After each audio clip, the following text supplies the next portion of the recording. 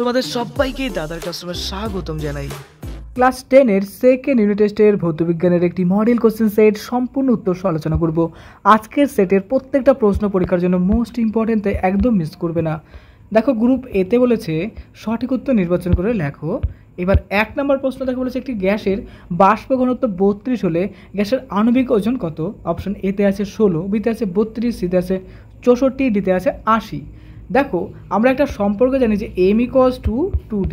এখানে m বলতে কি বলতো আণবিক ভর বা আণবিক ওজন বলতে পারি, আর ডি বলতে কি বলতো তার বাষ্প ঘনত্ব। যেহেতু এখানে দেখো লক্ষ্য করো m এর মান কত আছে, m এর মান তো দেওয়া নেই, m এর মান বের করতে হবে।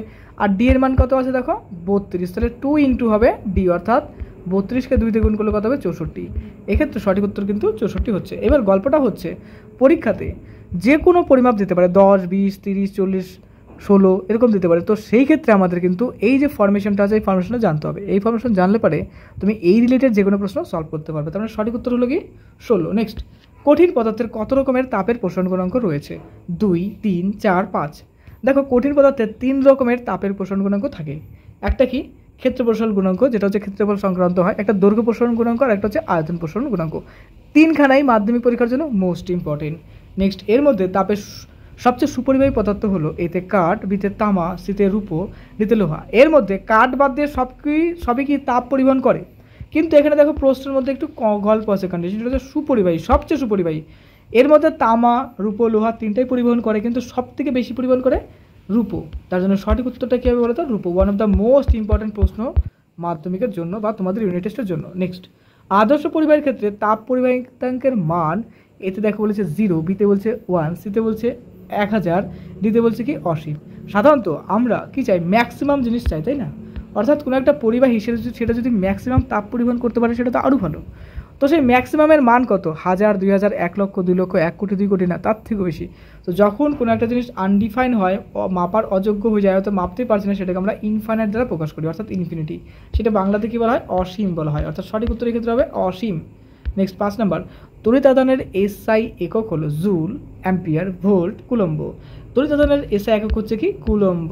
One of the most important for মাধ্যমিক। এই যে প্রশ্নগুলো দিচ্ছি একটাও ইম্পর্টেন্ট কম বলতে পারবো না, মাধ্যমিকের জন্য সবগুলো ইম্পর্টেন্ট। 6 নম্বর, হেমাটাইট কোন ধাতুর আকরিক? অপশনে দেখো আছে অ্যালুমিনিয়াম, বিতে আছে এসএন বলতে স্ট্যানাস বলতে পারি, সিতে আছে দেখো এপি বলতে লোহা, ডিতে আছে সিইউ বলতে কপার। এক্ষেত্রে সঠিক উত্তরটি হবে দেখো এফি, অর্থাৎ লোহার আকরিক। এবার গল্পটা হচ্ছে মাধ্যমিকে দেখবে খুব ইম্পর্টেন্ট একটা প্রশ্ন থাকে পরীক্ষায় অনেক সময়, যে আয়রনের দুটি আকরিকের নাম লেখো, কপার বা জিঙ্ক বা অ্যালুমিনিয়ামের আকরিকের নাম। চলো সবগুলোই আমরা একবার পড়ে নেই বা জেনে নেই। আয়রনের দুটো আকরিক নাম বললে তুমি বলবে রেড হেমাটাইট, যার সংকেত হচ্ছে কি F2O3, আর তার সঙ্গে বলতে পারো ম্যাগনেটাইট, যার সংকেত F3O4। ঠিক আছে, যদি সংকেত লিখতে পারো ভালো, আর যদি সংকেত না লিখতে পারো শুধুমাত্র নাম লিখলেও কিন্তু হবে, কিন্তু সংকেতটা যেন ভুল না লেখা হয়। এরপরে কপারের যদি বলে দুটো আকরিকের নাম, বলতে হবে কি কিউপ্রাইট, যার সংকেত Cu2O। আর যদি বলে যে আরেকটা আকরিক রয়েছে যেটার নাম হচ্ছে কি বলতো কপার গ্লান্স বা চালকো সাইড বলি, যেটা সংকেত হচ্ছে Cu2S। প্রত্যেকটা ক্ষেত্রে খেয়াল করে পড়বে, হ্যাঁ, মাধ্যমিক কিন্তু জীবনে একবারই দিবে, তাই ভালো করে খেয়াল করে পড়ো। জিঙ্কের ক্ষেত্রে সংকেতটা কী বলতো জেডানএস, অর্থাৎ জিঙ্ক ব্লেন্ড আমি বলতে পারি, বা আরেকটা আমরা বলতে পারি সেটা হচ্ছে কি ক্যালামাইন, যার সংকেত কি ZnCO3। এটাও কিন্তু একটা জিঙ্কের আকরিক হয়।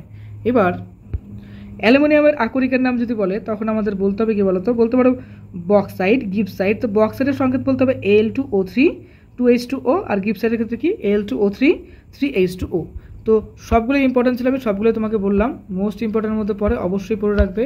এরপরে দেখো 7 নম্বরটা, ক্যাথোডে কোন ধরনের বিক্রিয়া ঘটে? অপশন আছে দেখো জারণ, বিজারণ, সেটা আছে দেখো ভৌত বিক্রিয়া, ডিতে কোনোটি না। এক্ষেত্রে এই প্রশ্নটা মাধ্যমিকের one of the most important প্রশ্নের মধ্যে পড়ে। এটা কী হবে বলতো? বিজারণ হবে। হ্যাঁ, মনে রাখবে যে দেখো কবি, কি মনে রাখবা? কবি। দেখো কো বলতে ক্যাথোড, বি বলতে বিজারণ। আর যদি বলে যে অ্যানোডে কী হয়, তখন অ্যানোডে বলতে হবে জারণ ঘটে। বুঝতে পারছো তো? নেক্সট প্রশ্ন, গ্রুপ বিতে দেখো বলেছে যে ঘড়ির পেন্ডুলাম কোন ধাতুর হলে সুবিধা হয়? বলতে হবে যে ইনভার, কারণ ইনভারের ক্ষেত্রে যে তাপীয় প্রসারণটা রয়েছে সেটা ততটা হয় না। কেন হয় না? কারণ এই দেখো যদি তাপীয় প্রসারণ হয়, কারণ যদি বেশি তাপীয় প্রসারণ হয় তাহলে কী হবে? যে ঘড়িটা ফাস্ট বা স্লো হয়ে যাবে। এর জন্য কী করা হয়? ঘড়ির পেন্ডুলামে ইনভার ব্যবহার করে। এটা one of the most important, মাধ্যমিকে কোনো ইয়ারে এসেছিল প্রশ্নটা। নেক্সট প্রশ্ন দেখো, শূন্যস্থানের তাপ পরিবাহিতাঙ্কের মান কত?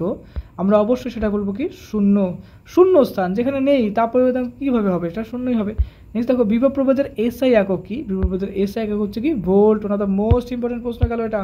দেখো one of the most important, যা সেই সেটের প্রত্যেকটাই ইম্পর্টেন্টের মধ্যে পড়ে। 1 কুলম্ব তড়িৎ আধান 1 ভোল্ট বিভব বিরুদ্ধে নিয়ে যেতে কত কার্য করতে হবে, এটাকেই কিন্তু 1 জুল বলে। দেখবে জুলের সংজ্ঞা তো এটাই আছে।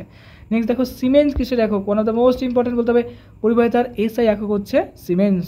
একটি অর্ধপরিবাহীর নাম সিলিকন, জার্মেনিয়াম ইত্যাদি।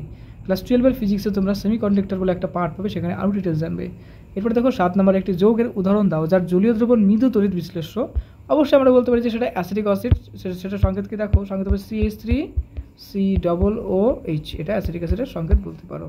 নেক্সট তরল অ্যামোনিয়ার একটি ব্যবহার লেখো। তরল অ্যামোনিয়া কী করে, বরফ কারখানায় হিমায়ক গ্রুপে তরল অ্যামোনিয়া ব্যবহার করা হয়।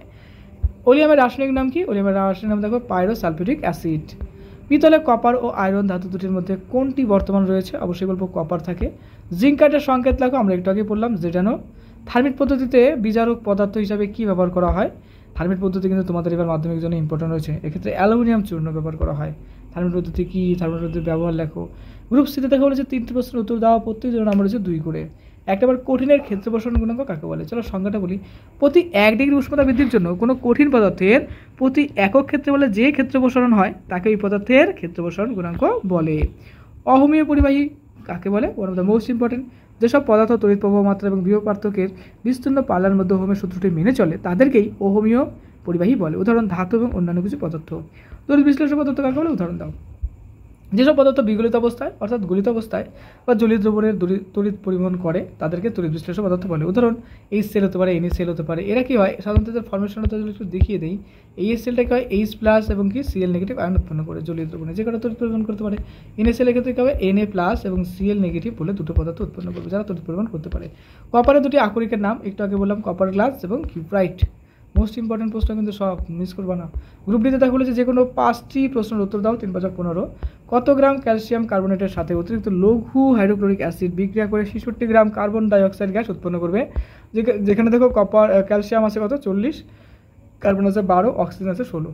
এটা 150 গ্রাম অ্যান্সার হবে, অবশ্যই ট্রাই করবে। নেক্সট 2 নম্বর, তরলের প্রকৃতি পোষণ এবং আপাত পোষণ কাকে বলে, দৈহিক পোষণ গুণাঙ্কের একক কি। One of the most important প্রশ্ন, তড়িৎ প্রবাহের তাপীয় ফলের উপর জুলের সূত্র 3টি লেখো, মাধ্যমিকের জন্য মোস্ট ইম্পর্টেন্ট বছরে। 4 নম্বর দেখো এলইডি এবং সিএফএল এর মধ্যে কোনটির ব্যবহার বেশি সুবিধাজনক এবং কেন, বৈদ্যুতিক হিটারে কোন তার ব্যবহার করা হয় এবং কেন। নেক্সট প্লেমিংয়ের বামহস্ত নিয়মটি লেখো, লাইভ তারের বর্ণ কি। নেক্সট অ্যানোড মাড কি, সিলভার প্লেটিং এবং অ্যানোড হিসাবে কি ব্যবহার করা হয়। নেক্সট অ্যামোনিয়ার পরীক্ষাগারে প্রস্তুতি লেখো, কন্ডিশনগুলো কি আছে, রাসায়নিক দ্রব্য, বিক্রিয়ার শর্ত এবং সমীকরণ। চলো পরীক্ষার জন্য তোমাকে জানাই বেস্ট অফ লাক, মন দিয়ে পড়াশোনা করার, খুব ভালো থেকো।